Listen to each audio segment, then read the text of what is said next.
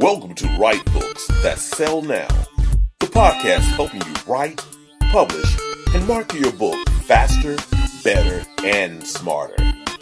Here are your hosts, working hard and having fun doing it, Candace L. Davis, Anita Henderson, and Carol Dunlop. Welcome to Write Books That Sell Now, the podcast that gives you real insight into the real world of becoming a successful self-published author. I'm Candace L. Davis, here with my constant co-hosts, Anita Henderson and Carol Dunlop. Hey, ladies. Hello. Hello, hello. So coming up on this episode, we're going to talk with business coach and author Natalie Marie Collins, and she's going to share her experience in publishing her dynamic workbook and planner that I like so much I actually gave a shout out to on a previous episode, called the Biz Plan book. And she's also going to share the importance of entrepreneurs planning our content to help us to sell our products and services. But before we get to that, Anita, what's on your mind? Oh my goodness. What's on my mind today is, when you have your whole day planned, and I mean, you got that thing structured. You know what you're going to do from the top of the day to the bottom of the day. And then something unexpected happens to just ruin the whole thing. I won't say ruin, but change your entire plans. Right. For entrepreneurs, we know we like to schedule things. We plan our day. We want to make sure we're being efficient with our time, especially with these wonderful automated resources that we have at our disposal. Yesterday, I had my whole day planned. I had like 6 calls scheduled back to back. I had like a 30-minute chunk in between so I could take a bio break, get some lunch, whatever. And I got an unexpected call from a loved one who had a bit of an emergency. And I had to change the whole thing. So it threw me off for a few minutes. Yikes. But, when family calls, so one of the things I want to say is family comes first. I don't care how super duper your business is.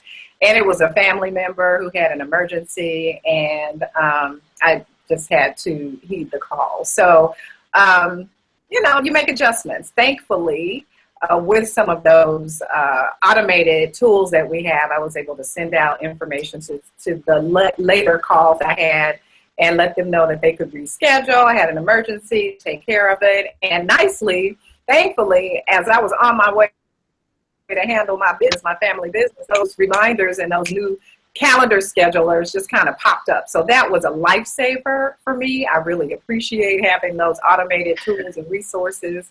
And I know you ladies have had this happen before, where you thought you had the whole day planned, and then something crazy happens.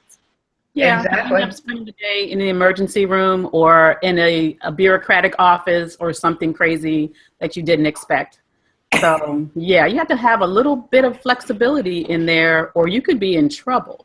Yeah, exactly. Carol, what you got? I know you've had this happen before. Well, I think you have to have a lot of bit of flexibility in there, because that's exactly what happened to me today. I was planning on, I'm the tech guru here, and I was planning on doing my thing, leading this whole episode, but I could not. My hubby got sick, and I had to take care of him, including getting some breakfast and making him feel good. You know how husbands are. I love them to death, but you know how they are. So I had to do that. And but what I'm grateful for is that I am not working in a vacuum. I have 2 awesome partners who can actually help me when I need help, and that's how this broadcast is going on today. But I wanted to say that as entrepreneurs, number 1, you must always be prepared, because something's going to happen. And number 2, because you're an entrepreneur, you don't have to ask anybody's permission. Can I go help my husband or my family member or whatever? You can just go do it because it's your business. Love it. That's right. I love it. So anyway, that was my dilemma, my slight dilemma yesterday with my family emergency. And I'm super grateful that I was able to assist. I'm glad it turned out well, as a matter of fact. And then business is back rolling today. So you just got to do what you got to do when it comes. So true. So true. I'm glad everything's cool. And I'm glad that we have this platform, that we're all entrepreneurs, that we can do this, because who else is going to let us take off a whole day and go take care of our personal life? It just don't happen. I didn't even need a note. Exactly. No doctor's note required. Exactly. No note required. Well, guys, for me, part of doing what you have to do as an entrepreneur is getting help when and where you need it. And part of that comes in working with a business coach like today's guest. Natalie Marie Collins is a business coach and author of the Biz Plan book, a workbook that I absolutely love. Natalie helps entrepreneurs with branding, marketing, digital products, and sales funnels by guiding them to work with their strengths and energy the way they were designed to.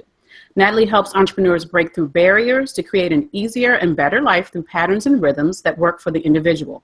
She also helps people get the clarity they need in their business and life with practical, actionable steps. I can attest to that. They're practical and actionable that help entrepreneurs move forward and create businesses that are right for them. Natalie, welcome to the podcast. We're so glad to have you. Thanks for having me. So the reason why you guys keep hearing me say I can attest to how Natalie works is because she's also my business coach. So I'm extra glad to have you on today so everybody else gets to get a little bit of the experience that I get to have with you, Natalie. Oh, hey! Thanks for having me. I put myself on mute because the kitty was meowing. Oh, I love kitties. I love cats. That's our first for our guest, you guys. I think that's our very first. So that's very first kitty guest. Yeah. So Natalie, there are lots of different business coaches out there, and we meet them at every event that we go to and every conference and every seminar. And they seem to do a wide variety of different things and have different approaches. So what kind of entrepreneurs do you work with, and what's your approach with them? I mainly work with mostly women entrepreneurs and a few brave men. And I love working with women who have online businesses and can help them grow with putting together systems within their online business and then helping them put together their own personal systems, which is something that can get missed a lot of the times, and making sure that they're nourished and taken care of in order to be able to flourish in their own business. But I do help some other people that have brick and mortar businesses too. So it just, and I help them bring a lot of their stuff to the online world so they can help people and reach people through their marketing efforts and whatnot as well. So what kind of things would qualify as personal systems? What do you consider to be what we need to have that balance in our personal life? Ooh, good question. So I love putting together habits and stuff in the morning. So I'll give you an example of what I do personally is before we started recording, I told you that I don't get to my desk until 10 a.m. And I do that for a very specific reason. It's not like a laziness thing or anything like that. That's when I start my business day. But I do get up earlier and get up and I do yoga. I'll make my smoothies or my bulletproof coffee, whichever one I'm in the mood for. I will do my own personal writing. So I'll do things like morning pages and working on a book that I'm doing. So I have at least an hour of my morning that's dedicated to my own stuff. And through that, I get the clarity and the focus that I need to be able to show up and be like a clear channel for my clients and be able to give them the support and everything that they need. And I have everything else taken care of so I can be completely present for them, which I believe is the greatest gift that I can give people. So I make sure that I do my own personal habits and rituals and systems put in place so that I can show up at my peak performance. And I think that is one of the most important things that somebody can do to start their day off. So how did you get to this place where you became a business coach? What led you up to this? So I started, I'll go back a little bit. I spent 13 years in corporate America. So I worked in the corporate world for a really long time and really just like business aspect of things. But it was also, there was like this twofold where I really liked being around people. I really liked learning about business, but then it was also soul sucking because I really didn't like to have to inform people on where I was going, like to the bathroom. May I please go to the bathroom? It was ridiculous. So So there were just certain things where I wanted my own personal freedom. I am a more creative person, and I didn't feel that I had any, mostly any kind of creative freedom within in the corporate world. Like I would put colors, I would color code my spreadsheets, and my boss would be like, "What is this?" What? Yeah, and I had to explain to him what the color wheel was. I'm like, really? Oh, I don't know what the color wheel is. Real, wow. Did you not learn that in elementary school? He had blocked it out by then. Yeah. So there was the like, I need creative expression in my life, and just like an hour or so once a week wasn't enough for me. I needed it within my business, within what I did every single day. So eventually when my project ended, because I was contracted, it was project based. When it ended, I was like, bye. I'm not going back. Yeah. So I was able and blessed to be with my husband, who has been doing online entrepreneur and marketing for 20 years now. And he's taught me a lot of the ropes behind things. And then I was able to really get to know how online business really worked, because I started doing virtual assistant work to get in on the action and behind the scenes in other people's businesses, like a lot of top dogs in the industry. So I was able to see how that worked, and I was able to blend it together and say, okay, I see how it works offline and I see how it works online, and like, I got this. Yeah. So you mentioned that creativity is a big part of your day and just a big part of your life. Mm-hmm. And one of the things that I really love about the Biz Plan book is that it is really creatively designed and laid out. It's almost could be deceiving. You could almost think that it's fluffy because it's so pretty. But when you actually start doing the work, you realize that it's very structured and it's a really specific system that can help you. So why did you decide to create this as a workbook and planner as opposed to just writing like a how-to book and publishing that? Well, one of the things that I have discovered about my own personal way that I work is that I have a really hard time actually committing to writing an entire book out. Like, it's long and tedious, and I needed other ways to actually be able to work through the process. And I also put it together because I needed a different way to draw information out of my brain and be able to create products and get clear on what it was I wanted to offer people and how I wanted to market things. And I knew of how it needed to get done, but I couldn't find a system where it actually helped me organize it and put it into place that was intuitive and natural flowing. So I sat down and drew it out, because for me, I'm very tactile. The pen to paper link. Candace, we've talked about this in depth, that there's magic happens when you put pen to paper. And so that's what I did. Actually, I put marker to paper. I got my markers out and started drawing out what I wanted my ideal planner to be and to look like. And I needed the workbook portion of it to get me through.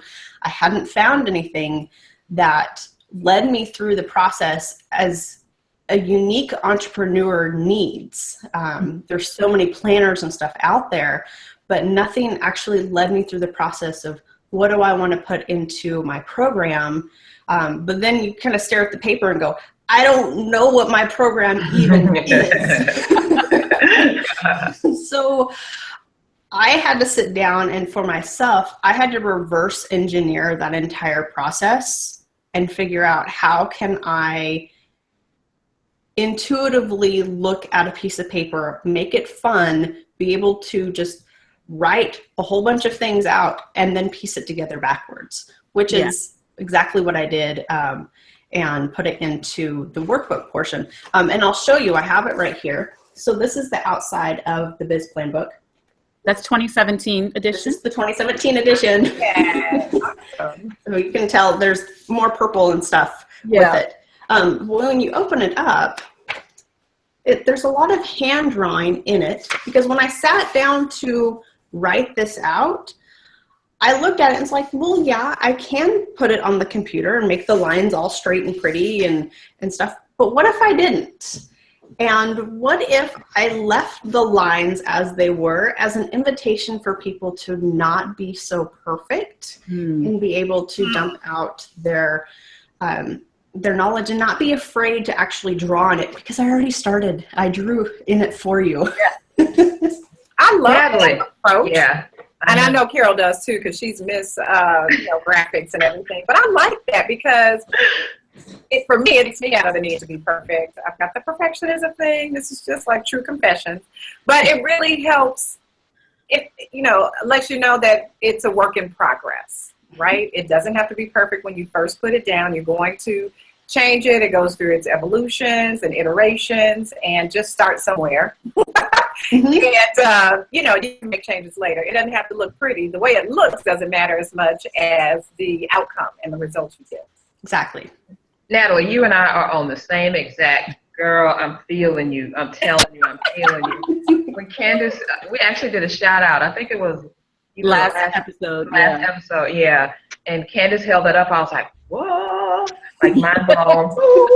Because I always tell my clients, I'm like, draw it out for me, right, Nita? I'm always like, draw it out for me, write the little boxes, envision it in your head, put it down on paper, and most of them are looking at me like, what you talking about?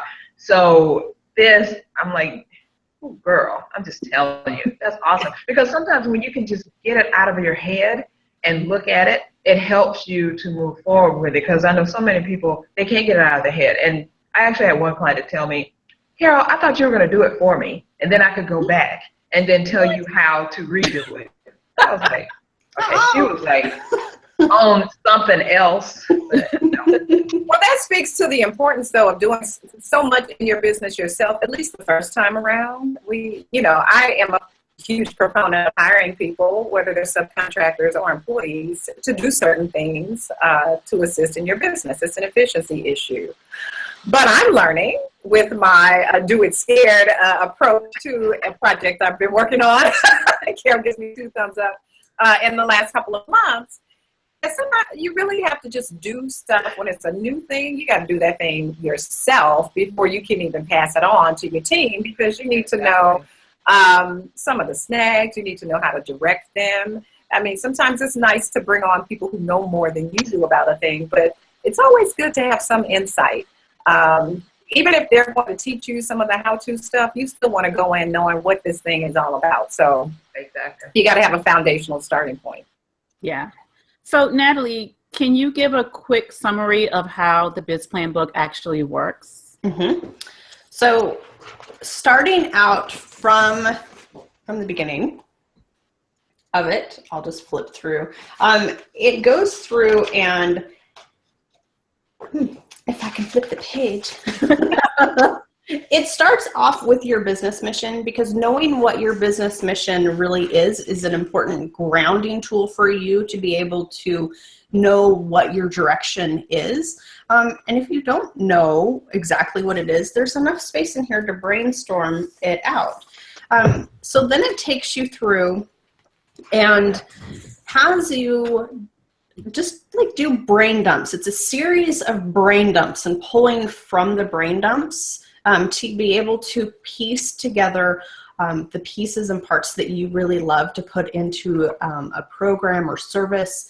And I've had people come to me and they're like, I don't have like a big program or service, but what is it that you sell? What is it that you want to sell? This can be translated into anything. Like, for example, one of my clients that I have sells jewelry and massage therapy.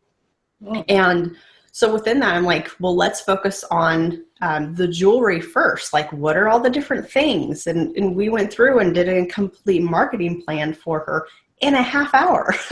Wow. From this process of being able to do that. So whatever it is that you sell, whatever it is that you offer as a service, you can go through and brain dump it out. And by pulling out the brain dumps, it has you place it into your plan. So then it helps you break it into quarterly planning, then monthly planning, and then weekly planning, and then allows you to be rigidly flexible within your week. I like that. On, like, this is what I'm talking about to my people this week. And keeping it on schedule is important. But if life happens, life happens. We talked about this a little earlier in with stuff. That's where, like, you have what you're talking about for the week that all ties in, rolls into your core message, the core of the things that you do, which will help you be consistent in your messaging. And by doing that, people will be able to grasp what it is that you do, and it'll help to for them to really know who you are, so that they can really start to know, like, and trust you from that viewpoint. Carol's favorite words. I know. Natalie, I wanted to ask you something. We, all three of us, write books that sell now, plus our individual things that we're doing, have been on this journey to do that same thing, to sync our messaging so that when we speak on social media or whatever, or our newsletter list, people know exactly who we are. So I just love what you just said, because do you find that most business owners just throw a bunch of stuff out there into the world, onto social media, into their newsletter list, and just hope and pray, please God, let somebody just look at this and buy something from me? And not you, Candace. I did it for like 3 years, though. Oh my God. I did. I'm sure for 3 years I was very random in content creation. But I mean, Natalie, as a business coach, do you find that most of us as entrepreneurs need some help bringing order to the content creation process? Absolutely. One of the things that I've found as a coach is people don't recognize their own genius and their own unique skills that they have. And so by having a coach be able to work with you one-on-one, they can start to draw those things out of you, and you can start to recognize it in yourself. So then your messaging starts to become more solid and more complete. And the deeper you go, the more it blooms. I love that. Now, Natalie, how many coaches do you have? I have, well, it's funny because at the moment I'm in the process of getting certified as a Kaizen Muse creativity coach, which is all about really using small steps in your creative process. Because, get past that perfectionism, get past that, like, I'm not good enough type things. Yeah. So because I have that right now, I probably have about 5 coaches because I have awesome. I love it. Doing practice coaching with other people. And then, but yeah, probably about 5. And that doesn't include your husband, who is. Right. That does include my husband. My husband is also my mentor and my coach. I try to keep him more on the mentor side because I take the coach thing way too far. I know, really. But we all need the coaches. We all need the coaching. And I wanted to say this, that I don't think coaching, like people think about it out there, is somebody taking you and brainwashing you and making you be a soldier in their like army or whatever. Coaching is really just helping you step along that way to greatness. That's what I found out about it. And I have to say that I got the 2 most wonderful, awesome sauce coaches in the world, and that's Anita and Candace, and they really don't even know it because they have taught me so much in getting my together and being clear and not doing this, that, and the other thing, and planning out stuff, which I am just, if you look at me, that little Energizer Bunny commercial, that is really me. Oh, that's so cute. That is so me. But there's a time when I keep saying Easter Bunny, when that Energizer Bunny thing doesn't work, when you're trying to really do something. So as a result of Anita sitting me down and saying, do this right here, and Candace saying, hold up, soldier, wait a second, let's do this right here, I have really begun to grow and blossom in my own greatness and believe my awesomeness. I think we've all learned that from each other. That's really the value of whether your coaches are considered, whether you consider your coaches formalized coaches. These are people with training and certification. and clients in that area, or if they are mentors or influencers in your life. I think all of those people are really, really valuable. I've told the story that when I first started my business very early on, I did everything myself, which is crazy, right, Natalie? Yeah. It took far too long to realize that I need to get some other people on my team because I don't have all the answers. And with me trying to, do everything and think of all the ideas and brainstorm, it was just way too much. It was tiring and very, very ineffective. What do you say, Natalie, to people who try to do it all and they can't and they know it and they're burned out and they probably come to you all worn out and raggedy? How do you deal with that? They do. Well, it's funny because I have two perspectives on it, because I was a virtual assistant and practically ran like 10 different businesses all at once, which was insanity. I do not recommend that to anybody. So I've been there on that mode. And then once I stopped doing the virtual assistant work, then it was my business that I was able to focus on. But then in coaching people, it ends up being I'm helping all these different people with their businesses as well. So that if I don't watch it, can get really overwhelming because I'm brainstorming with all these different people on all the different ways that they can grow their business. It's not just the hour-long session per week that I have them running in the back of my head of, oh, this idea is for this person. I need to write that down and tell them about it. So there's still a lot going on. And because of this, because I've been on both sides of the business ownership side of it, I'm really keen on simplifying and doing what's the most important stuff in your business, outsourcing if needed to, but really just honing in on the online systems, the tools that you have like available to you in this wonderful world of technology that we live in now. Yeah, definitely. And utilizing those to the extreme. Like, how can you seriously utilize so much of that stuff so you can free up the most precious thing that you have, which is your time? So that was a really good point, Natalie. I never thought about it that way because I'm typically thinking of how I can do all the things that I'm doing, right? So should I automate them? Should I delegate them? But do you find that entrepreneurs are often doing things that we don't even need to be doing? Mm-hmm. Oh, yeah. Yeah, of course. Yeah. But, I mean, it comes down to like accounting. I don't like doing accounting. I can, but I don't like doing it. That's another like one of those hats that you can wear. Or there's tons of qualified, certified accountants out there that would happily take the work for you because that's what they like to do. Yeah. So there's different ways to build your team. And then there's also being able to automate certain things. So if you have, and I'll use the accounting thing, for example, I use FreshBooks to send out my invoices to all my clients. Well, I make that accounting part really easy because I'm able to import everything into FreshBooks and it gives me reports.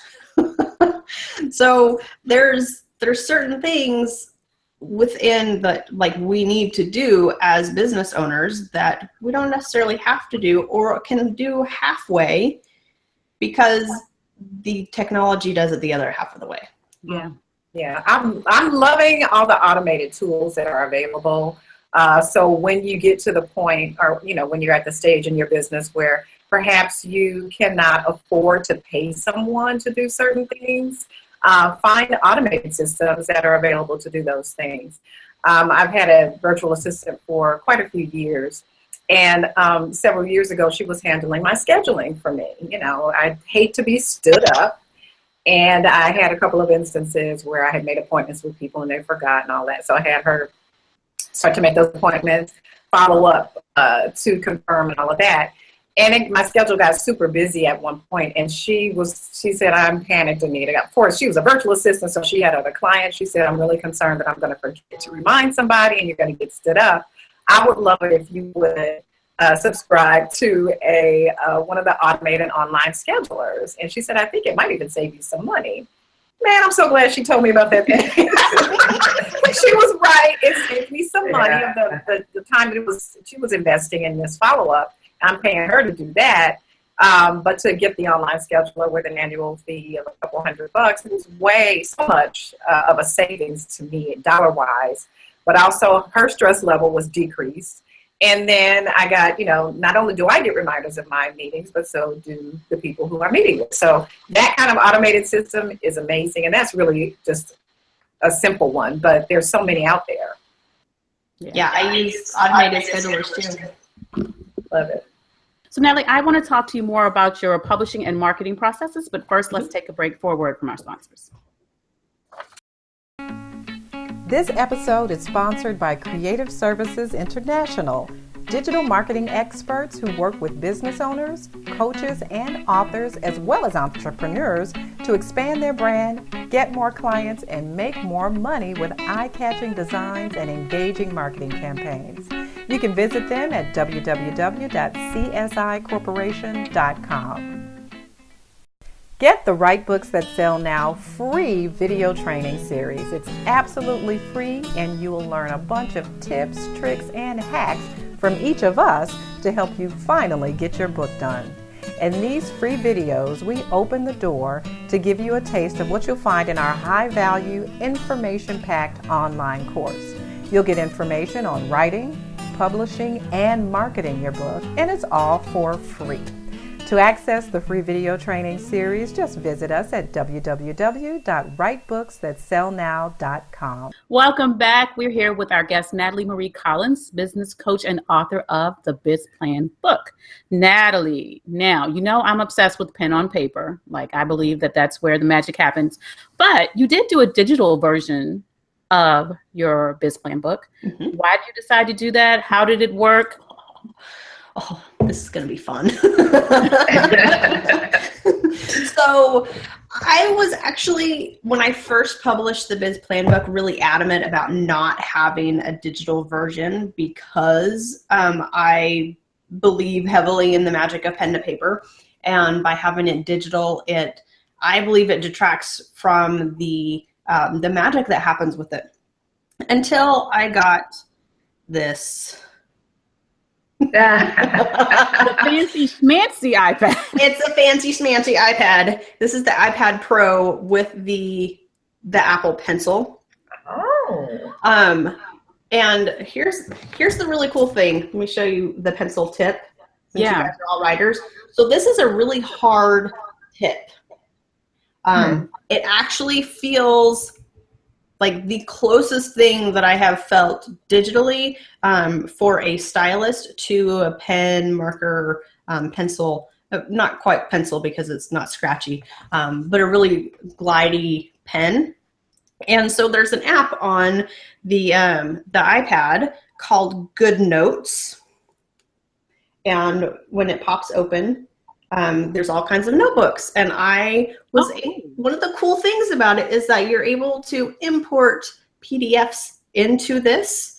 So I imported the Biz Plan book into this. I want that. Oh, man, I want that. And I can write. That is awesome. That's right so on awesome. The screen. What? So It saves it. It saves everything. And then I can also come in and erase it. I'm showing this to my husband because this is what he has to get me for Christmas. What? So if I write hello and then I can go through and highlight it. Wow. Wow. Wow. I love that. It puts the highlighter behind the ink, so then I can just go back and delete any part of it. I know, mind blown. So just as simple as importing a PDF. I just imported it. All I do is I email it to my iPad. I don't have any social media tools or anything like that that would distract me on the iPad because I wanted to be very specific and making sure that this was a very focused experience in this. And so when I realized that I could import PDFs into GoodNotes, I imported the Biz Plan book, the PDF that I had. It's like, I would be okay with launching a digital version for this reason. Wow. That's why I did it. Now, do the That's people really have awesome. to have? Do the people have to have that version of the iPad in order to use your thing? No, the GoodNotes app, there's several other note-taking apps that you can import in PDFs into it. GoodNotes is hands down the best one that I have used. OneNote is another one that I use, but GoodNotes is the one that I use like all the time. But you can import it into a regular iPad if you have one, and use a normal stylus, but it doesn't work quite as good. It's not as accurate and everything that you would get with the Apple Pencil. Mm-hmm. Okay. But you can still do it. I love that. Mind blown. Natalie, this wasn't your first book that you published, was it? You had published other books. I have other books on the market, yeah. That you have other books on the market. So throughout your publishing journey, the publishing process for you, what kind of challenges have you found with the actual publishing of your different books? Writing. I love to write. Writing an entire novel is like, I can't even tell you how many books I've started and like got through chapter 1. And that's it. And so, but it was actually putting it through this, the hand drawing process that I was able to figure out the hand drawing part works for me first, and then I can write through that process. So I've actually started a new book that I'm in the middle of writing, where I drew it out first as a mind map and went through and I mind mapped out the entire book, and then I took sections and I'm mind mapping out the different chapters, which is honing in and making me focus in on that part of the process, and I'm actually getting it done. So, Wow. Natalie, what did you use for the mind mapping? pen and paper. Pen and paper, that old-fashioned stuff? Yeah, I can. I I have it right over here. If you want me to grab it, I can show it to you. I think I have it over there. You want me to show it to you? Yes, ma'am. Please show it to us. It's like Candace, what do you use for mind mapping? I use paper, and I will use those huge Post-it notes that are poster size and stick it to the wall and get out my Sharpies, and that's my mind mapping. And I have tried mind mapping software, and it is for the birds. You need a you need a pen on paper. Wow. Candace, I'm so glad you said that because I do not do mind mapping software. I do good old, these are the pads I like, not yellow, white. You see this right here? They gotta be white. They can't be yellow. And then I use this. My favorite pen in the world is a Pentel something. And that's what I mind map with. That's what I wrote my book with. That's what I write my notes with. I mean, my husband is like, how many of those darn things you got to go through? Because right now I need to have invested in these things because I know I have spent thousands of dollars because I just have tons of them there. Wow. Natalie, show what you got. Okay, so I have a pretty moleskin book. That's the soft cover, and I started it off with. This is the mind map for the See, look at that. of the book, and so then I was able to go through and like I started my intro. I got halfway down the page and got stuck. So then I went through and was like, I got to change this. And so I mind mapped out the intro, which became bullet points. And then from that, I was able to write like 3 pages or 2 pages in like 10 minutes. I Love it. super impressed. I will tell you guys that I don't think in those kinds of ways. I'm a bullet point person from way back. And I swear I think it is my PR training. I don't think in terms of those little circles and everything that is very difficult for me. I am a bullet point person. I will make a list for everything. I do both. That helps me in terms of the categories and what comes underneath. To me, that's a more effective way to outline. So that's a point to everybody watching and listening, which is that there is not just one way to do your outline, not just one way to visualize or to get it down on paper or whatever you do. And, mind mapping, bullet pointing, Carol's got her sheet, her flip-flop and stuff there. I mean, there's a lot of different ways to do it. So don't put yourself in a box to think it has to be done one certain way. but it must be done. That's the point. You've got to have some kind of plan. And whether you're a visual mind map person, if you're a like Natalie, if you're a post-it note person like Carol, like Candace, if you do a different kind of pen and paper like Carol, or if you're a bullet point person like me, just find whatever works for you, right? Just get it out. Get it out. You got to get it out of your head, or you'll never be able to do anything with it. Natalie, girlfriend, my hat is off to you. I am loving you, Candace. You are so awesome for bringing this woman here. I mean, seriously, I don't get that way about that many people. And you're just awesome because everything's coming out of your mouth. I've either done it, thought about doing it, I'm doing it now, or something. So you just calm, my friend. Thank you. Yeah, Natalie knows. I met Natalie at Exposure and Profit 3, the event I told you guys that I went to that I really loved. I'm going next year. Summer. Going next year. Going. And you should go. And I was there, and I knew I wanted to try to find somebody to work with.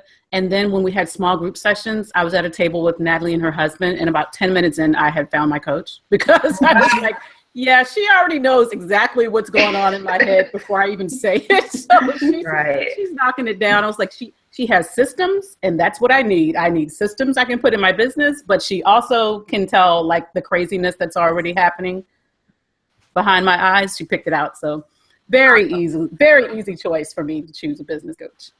Awesome. So Natalie, we want to talk about marketing. How have you marketed your biz plan book last year? And then what are you doing going forward for 2017? Good question. So one of the things I did for last year was I created a video where it was just like I took my phone and I put it down like this, and I just walked through the biz plan book and just showed people what it was. It's like a 7-minute long video, but if you're interested in the book, you want to know like all the different pieces and parts to it. So I did that and have a Facebook ad running to it. It's still going. I'm going to go in and change it out with the new edition, but all the insides are still the same. So that's a continuous thing that I'm always doing for marketing. And then one of the really cool things that I did, and Candace, you know this because you're on my list, is every year when I first put together the biz plan book, as I was going through it, there's an area on each one of the weeks for quotes. And I thought, you know what, I can go through and find a bunch of random dead people quotes that are famous people that I can put into the book that are like, totally free to use. Or I could tap into my awesome friends and people on my list and say, and they have some smart stuff to say too. So that's what I decided to go with. I decided, hey, I'm going to ask them to submit quotes that I can put into the biz plan book. And that's what I did. So like I have Sherry in here that says coffee is mandatory. I like Sherry. Like some people, it's mandatory. It is. Totally. No, so there's fun little quotes like that. I have one of my good friends, Lou Bartone, says marketing is what you do, branding is who you are. So there's really cool inspirational quotes that I was able to get from my friends and people on my list and people that already love the biz plan book anyway. So now I have a whole community of people that I can highlight inside of the book now. That was also a way to be able to market it, to get it known to people that this is available and you're in it. Exactly. I love that. I mean, people just want to see their name in print, and if you ask them, hey, would you give me a quote? I'm going to put in my book. They're like, what? Here's a quote. Yes. How many can I put in there?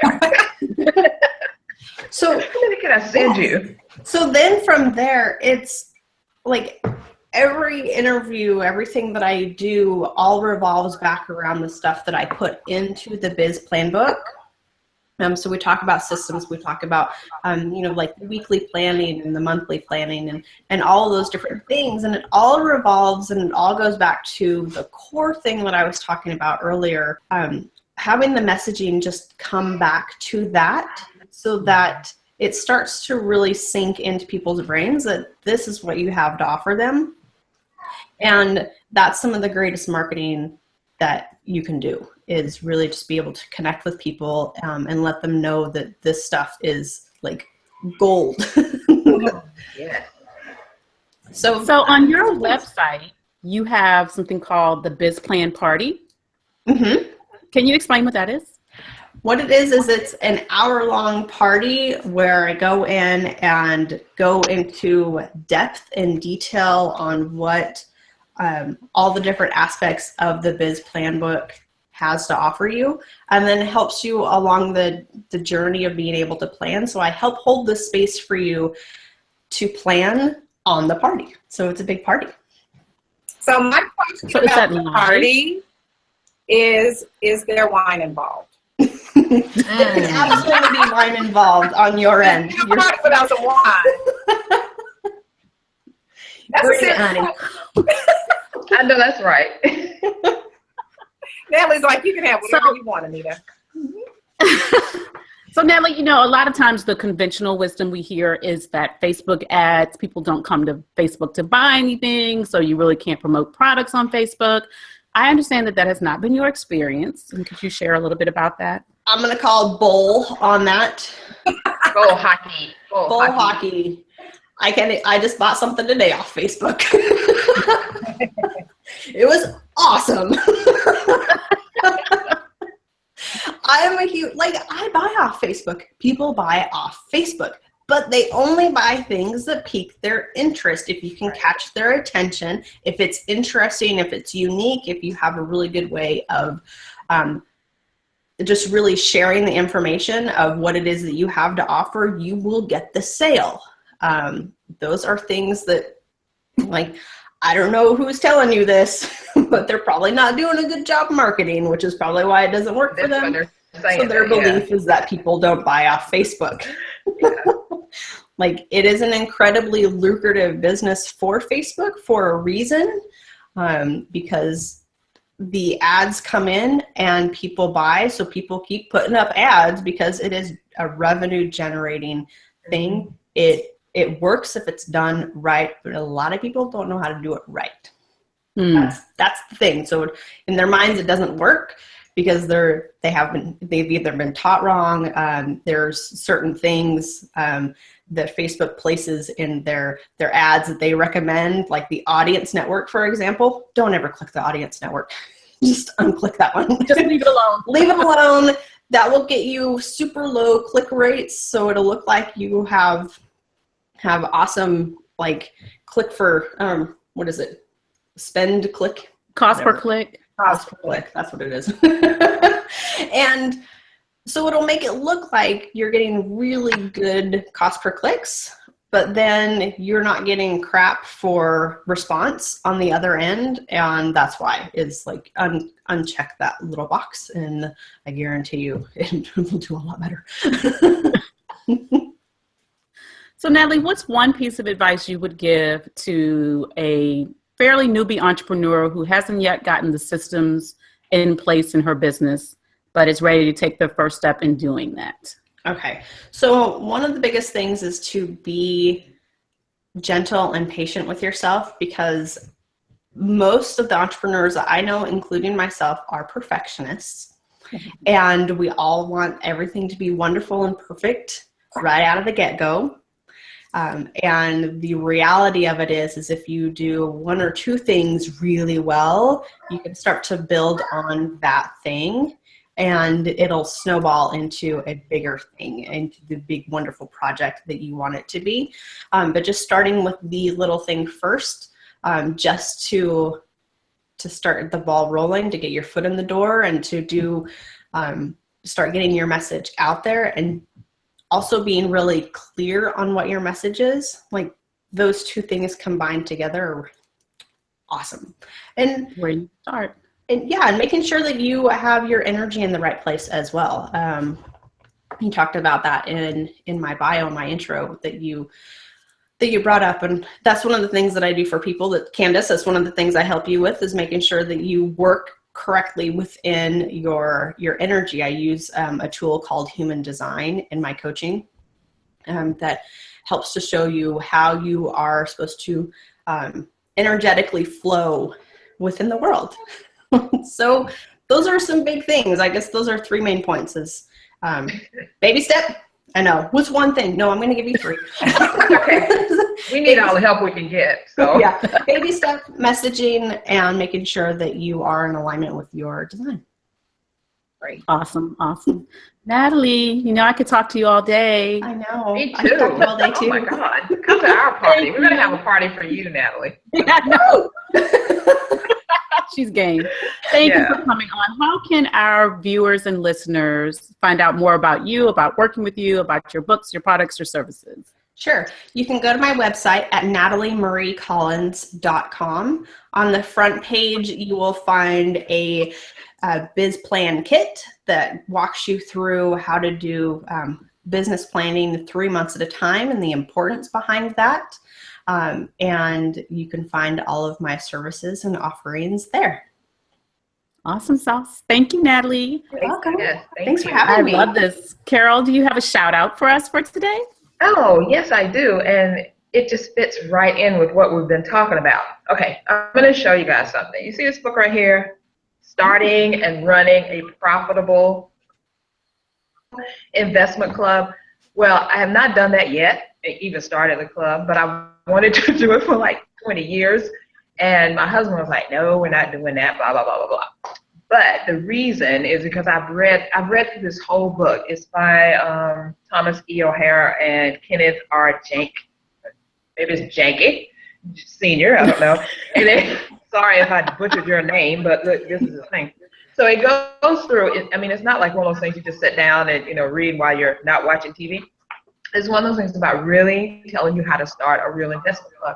And the thing that I guess that, all of us have been talking about is how do we make real money and how do we make our money last and what do we need to do with our money? Well, they show you here with a group of people that you may or may not know. You start this investment club and you learn about the stock market, you learn about investing, and you can really make some money with it. And some of the investment clubs they talk about in here have been going on for like 20, 30 years. They say they invest, start it up and keep it for at least about 5 years. So it's just awesome. And if it's something that you want to do to start getting that money together so you can get that business together, then you need to go out and get this book and follow it. Now, there have been some updates. This is an older one, but I'm holding dear to it because it still does the same thing. The information is, the information doesn't go out of style. So starting and running a profitable investment club. Go get it. Go do it. Make you some money. Awesome sauce. Well, thanks for listening to the Write Books That Sell Now podcast that gives you real insight into the real world of becoming a successful self-published author. If you enjoyed this episode and if you listened to it, you clearly enjoyed it because it was awesome. Please leave us a review on iTunes. Your positive reviews make it much easier for other people to find the show. And until next time, keep writing. Thanks for listening. Find out more about becoming an author and making the most of your book at writebooks.sellnow.com.